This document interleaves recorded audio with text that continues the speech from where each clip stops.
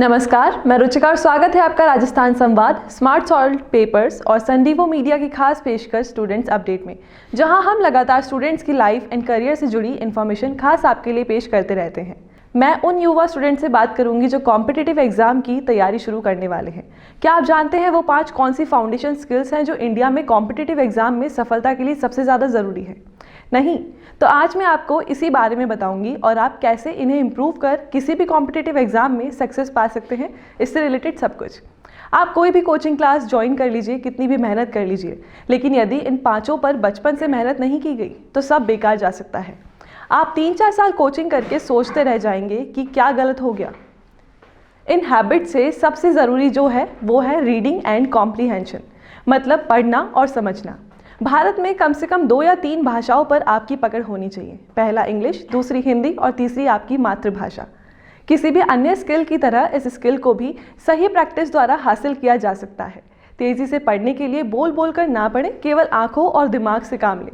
यानी जो पढ़ रहे हैं उसे उंगलियों से ट्रैक ना करें, बल्कि इसके लिए अपनी आंखों को ट्रेन करें।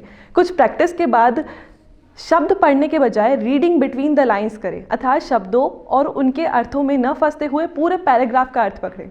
इसके अलावा आपको नोट्स मेकिंग भी काफ़ी ज़रूरी है, जिसे सीखना बहुत ज़रूरी है। इसलिए दोस्तों, पढ़ी सुनी और सीखी हुई चीज़ को आगे रिवीजन और याद रखने के उद्देश्य से नोट्स बनाना एक बहुत काम की स्किल है।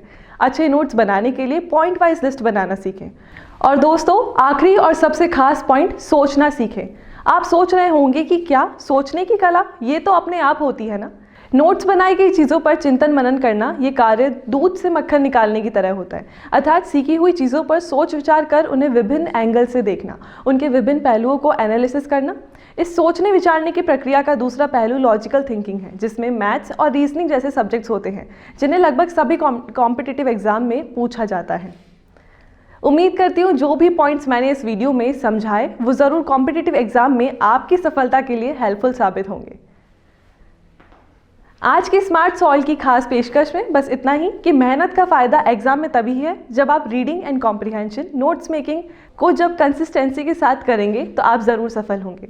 स्टूडेंट की लाइफ की पल पल की अपडेट के लिए देखते रहिए स्मार्ट सॉल्व पेपर और राजस्थान संवाद।